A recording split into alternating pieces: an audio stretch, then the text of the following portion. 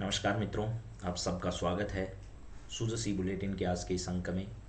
आज हम 24 फरवरी 2025 के सूजसी बुलेटिन पर चर्चा करने वाले हैं और आप लोगों के साथ जानते हैं कि क्या है महत्वपूर्ण खबरें सूजसी बुलेटिन में जो आपको जाननी चाहिए, आपके एग्जाम की दृष्टि से इम्पोर्टेंट है। उन सभी बिंदुओं पर चर्चा करें। सबसे पहले है राजस्थान के 72 लाख से अधिक किसानों के खातों में 1400 करोड़ रुपए से अधिक की राशि जो है वो स्थानांतरित हुई है। किसान कल्याण हमारी प्राथमिकता है, ऐसा प्रधानमंत्री ने कहा। ये कार्यक्रम आपको पता है बिहार जो है वहाँ पर आयोजित किया गया, लेकिन राज्य में ये कार्यक्रम जयपुर में हुआ, जहाँ पर इसका ऑनलाइन प्रसारण जो है वो किया गया। कहाँ से? जयपुर से इसका ऑनलाइन प्रसारण जो है, यानी बिहार से ऑनलाइन प्रसारण किया गया, जहाँ से देश के प्रधानमंत्री जुड़े। और राजस्थान में जयपुर में ये राजस्थान के मुख्यमंत्री आपके सामने बैठे हैं। तो पूरे देश को मोदी की गारंटी पर भरोसा है, ऐसा मुख्यमंत्री ने कहा।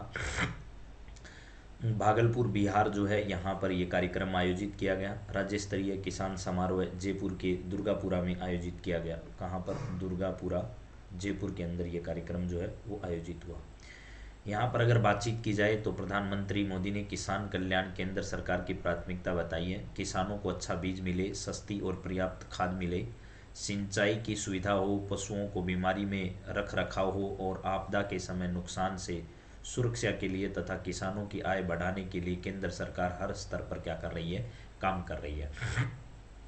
यहाँ पर बिहार के भागलपुर से किसान सम्मान समारोह को संबोधित उन्होंने किया। प्रधानमंत्री ने बटन दबाकर प्रधानमंत्री किसान सम्मान निधि के तहत देश भर में 9 करोड़ 80 लाख किसानों के खाते में 22,000 करोड़ रुपए की राशि जो है वो हस्तांतरित की। यानी 22,000 है और उसके आगे CR, यानी इतने करोड़ रुपए की किसान सम्मान निधि यानी PM किसान सम्मान निधि जो है उसकी राशि को स्थानांतरित किए।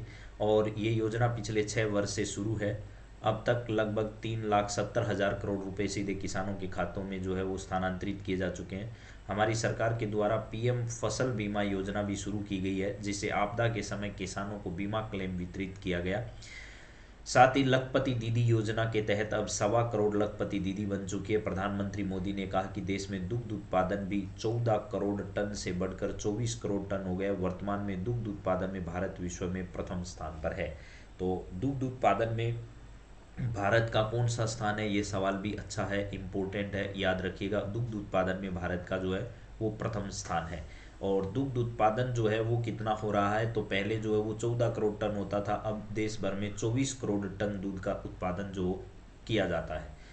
भारत में बढ़ा कृषि निर्यात, किसानों को उपज की मिल रही अधिक कीमत। किसान क्रेडिट कार्ड जो है, पहली बार किसान क्रेडिट कार्ड की सुविधा मछली पालकों के लिए शुरू की गई है केंद्र सरकार के द्वारा। भारत में कृषि निर्यात बढ़ा है, किसानों को उनकी उपज की अधिक कीमत मिलने लगी है। किसानों द्वारा बने उत्पाद दुनिया भर में पहुंचने के लिए नए नए कदम सरकार उठा रही है। केंद्रीय बजट में भी इसी विजन को आगे बढ़ाया गया है। वर्ष के बजट में PM धन धान्य योजना शुरू की गई है। PM धन धान्य योजना जो है वो शुरू करने की बजट में बात कही गई है।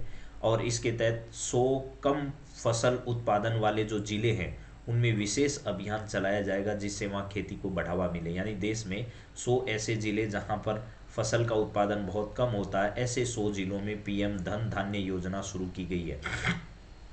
मोदी ने खुशी जताई कि केंद्र सरकार द्वारा 10,000 किसान उत्पादन संघ यानी FPO के लक्ष्य को प्राप्त किया जा चुका है और 40% जो है जिसमें महिलाएं काम कर रही है। इसके बाद है किसानों के कल्याण में कोई कसर नहीं छोड़ेंगे, ऐसा राजस्थान के मुख्यमंत्री ने कहा। और राज्य स्तरीय कार्यक्रम जो है वो राजस्थान राज्य कृषि प्रबंधन संस्थान दुर्गापुरा के अंदर क्या किया गया था? आयोजित किया गया था।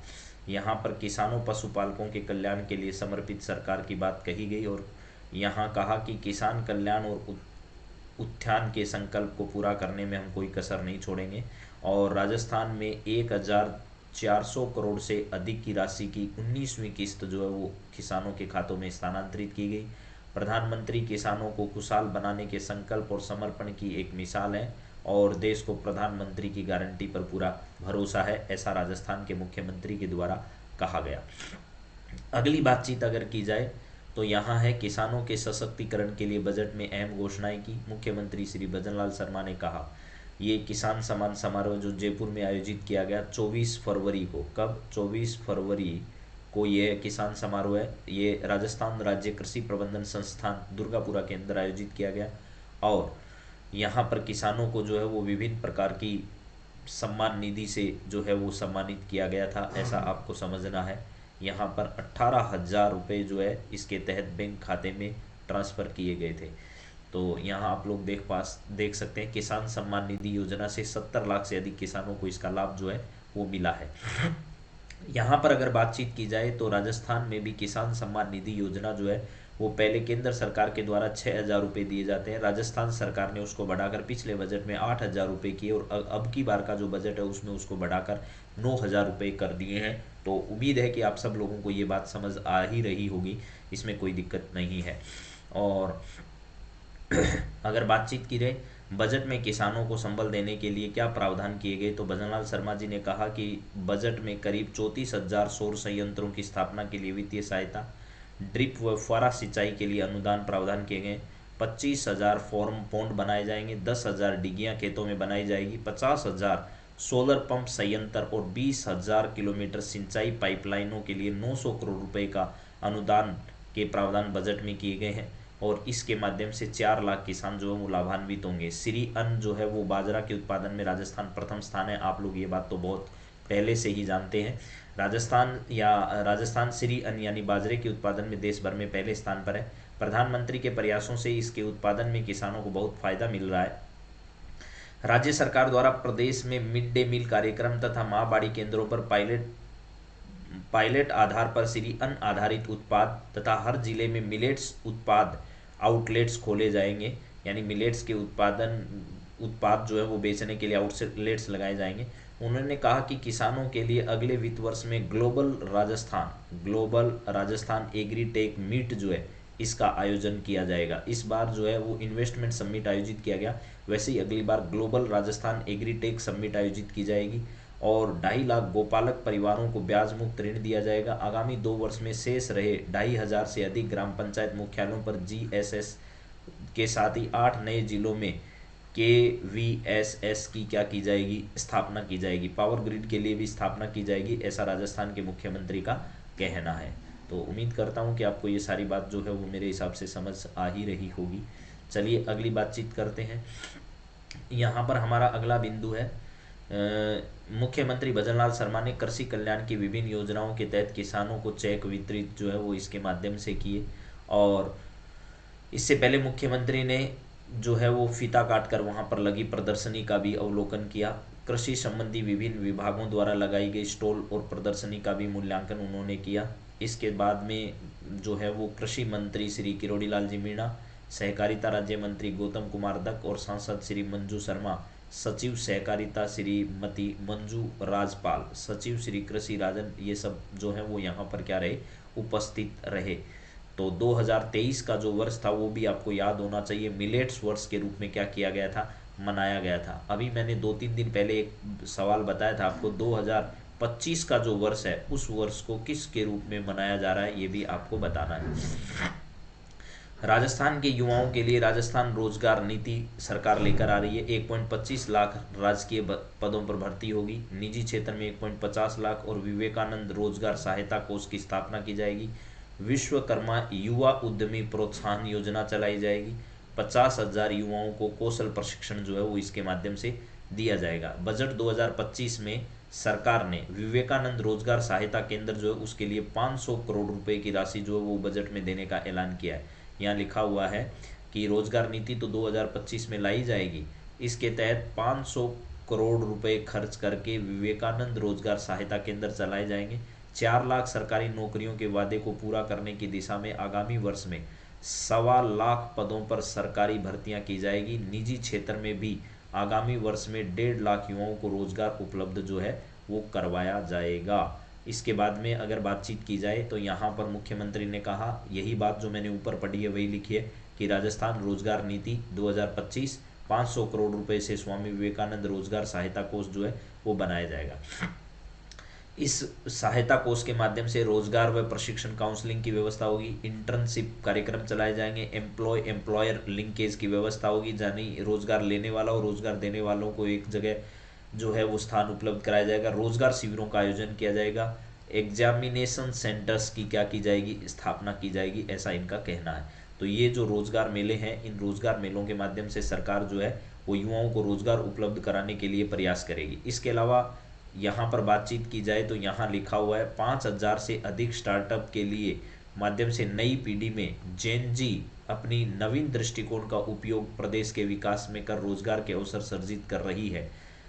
स्टार्टअप से आज 36,000 युवा जो है वो लाभान्वित हो रहे हैं। यहाँ पर एक बात और लिखी थी, ये लिखा है कोटा में विश्वकर्मा कौशल संस्थान की स्थापना 150 करोड़ रुपए की लागत से की जाएगी, ऐसा आपको समझना है। कहाँ पर? कोटा में विश्वकर्मा कौशल संस्थान की क्या की जाएगी, स्थापना की जाएगी। राज्य में कितने नए IITI कॉलेज खोले जाएंगे, तो 8। कितने पॉलिटेक्निक खोले जाएंगे, 3। राज्य में कितने नए महाविद्यालय खोले जाएंगे, 11। कन्या कितने, 9।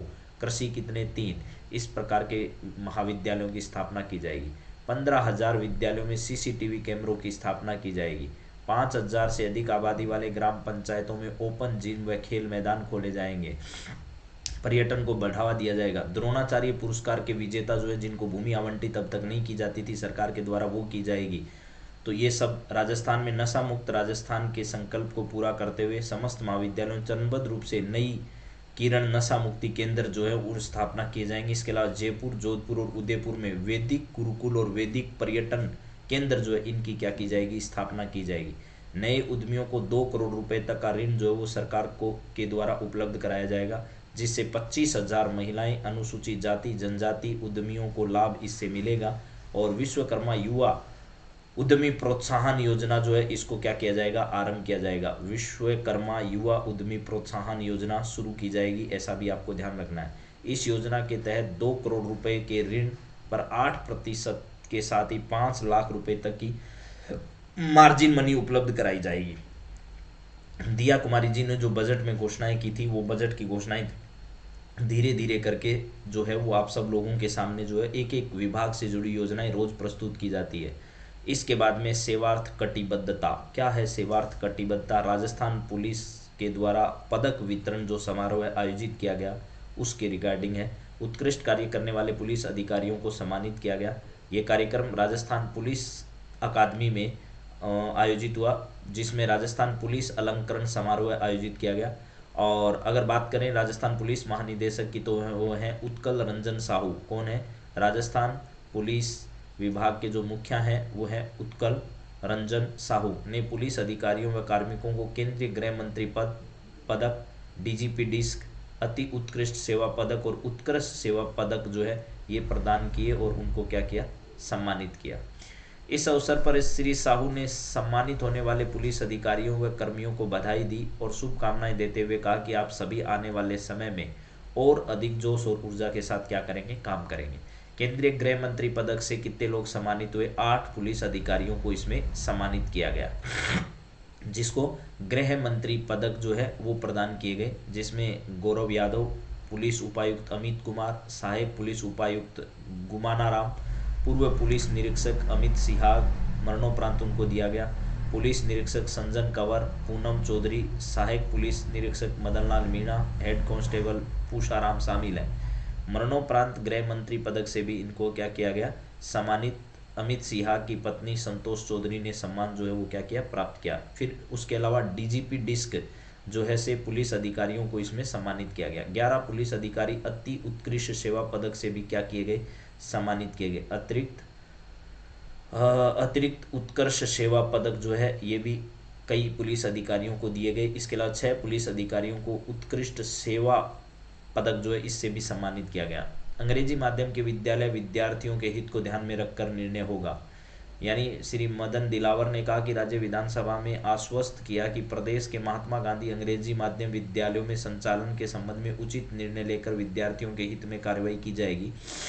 राज्य सरकार द्वारा मंत्रिमंडलीय उस समिति का गठन किया गया। समिति की रिपोर्ट के आधार पर अग्रिम कार्रवाई की जाएगी। गत सरकार द्वारा केवल नाम के लिए महात्मा गांधी अंग्रेजी माध्यम विद्यालय खोल दिए गए इन विद्यालयों में ना तो कक्षों की व्यवस्था की गई और न ही प्रशिक्षित अंग्रेजी माध्यम के शिक्षक उपलब्ध कराए गए।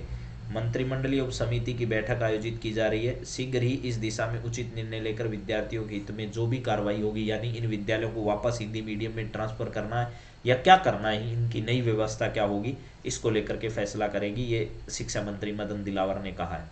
विधानसभा में निम्बाहेड़ा से संबंधित बात यह आई कि 28 विकास कार्यों की कार्य प्रक्रियाधीन है जो आपके ज़्यादा काम की नहीं है। ये रिप्स 2024 जरूर याद रखना। राजस्थान निवेश प्रोत्साहन योजना इसका नाम है, जिसको हम लोग रिप्स 2024 कहते हैं। स्थानीय युवाओं के लिए औद्योगिक क्षेत्र में रोजगार की असीम संभावनाएं उत्पन्न करती है। और यहाँ पर ये लिखा हुआ है राजस्थान निवेश प्रोत्साहन योजना 2024, जिसे हम शॉर्ट में रिप्स कहते हैं। जो वीडियो एग्जाम में पीछे वाले में वीडियो और पटवार 2 एग्जाम में इसको पूछा गया था, पीछे जो एग्जाम हुआ था, तो जरूर ध्यान रखिएगा। स्थानीय युवाओं के लिए औद्योगिक इकाइयों में रोजगार की असीम संभावनाएं बनी है। राज्य सरकार स्थानीय युवाओं को कौशल विकास कर उन्हें कुशल श्रमिक बनाने पर कार्य कर रही है। उद्यमियों द्वारा अधिक से अधिक स्थानीय लोगों को रोजगार दिया जाए, इसके लिए कार्यरत स्थानीय युवाओं का नियोक्ता के हिस्से और ईपीएफ तथा ईएसआई के अंशदान 50% राज्य सरकार द्वारा दिया जा रहा है। 75% स्थानीय लोगों को इसमें काम जो है वो मिले। और राज्य सरकार द्वारा प्रदेश में 400 से अधिक औद्योगिक इकाइयां स्थापित करने का फैसला जो है वो लिया गया है।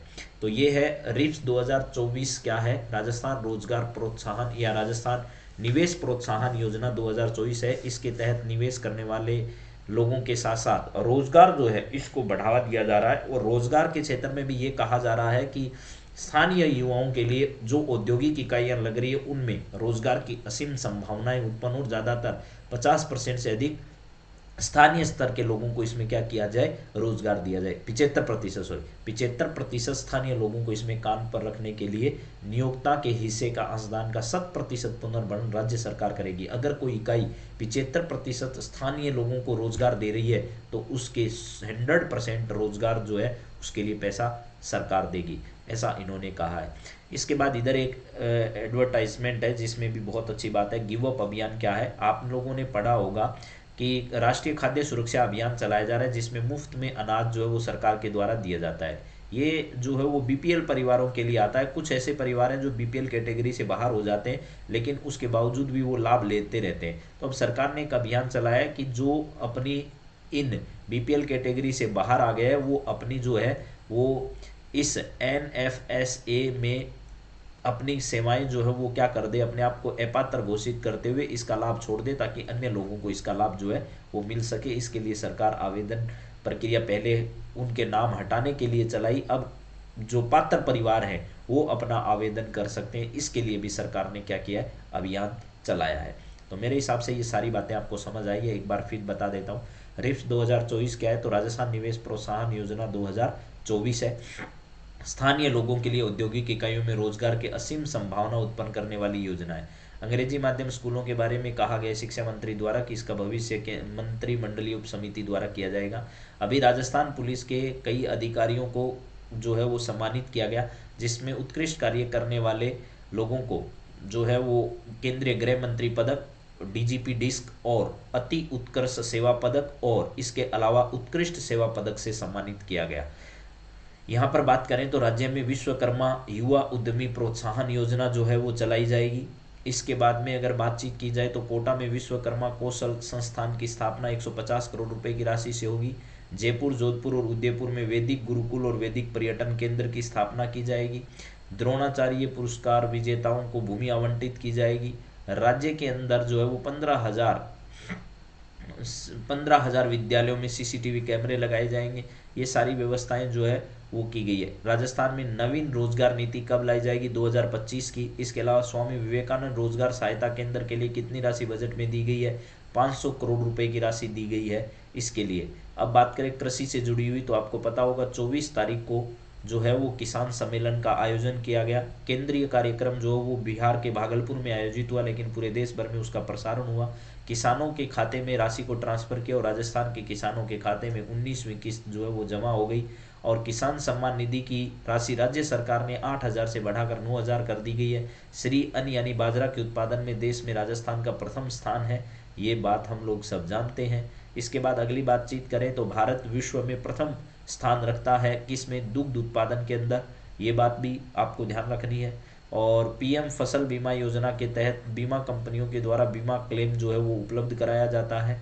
यहाँ पर हम लोग अगर बातचीत करें कि भाई यहाँ पीएम धन धान्य योजना क्या है, तो केंद्रीय बजट में इस बार इस योजना की घोषणा की गई, जिसमें 100 कम फसल उत्पादन वाले जो जिले हैं देश के, उनमें एक विशेष अभियान चलाकर फसल के उत्पादन को बढ़ावा जो है वो दिया जाएगा। ये सारी बातें मैंने आप लोगों के सामने रख दी है और उम्मीद करता हूँ कि ये किसान कल्याण हमारी प्राथमिकता वाली बातें आपको समझ आ गई होगी। इन सभी बिंदुओं के साथ अगली क्लास में हम लोग फिर मिलेंगे। तब तक आप सबको बहुत बहुत धन्यवाद। Have a nice day. Thank you.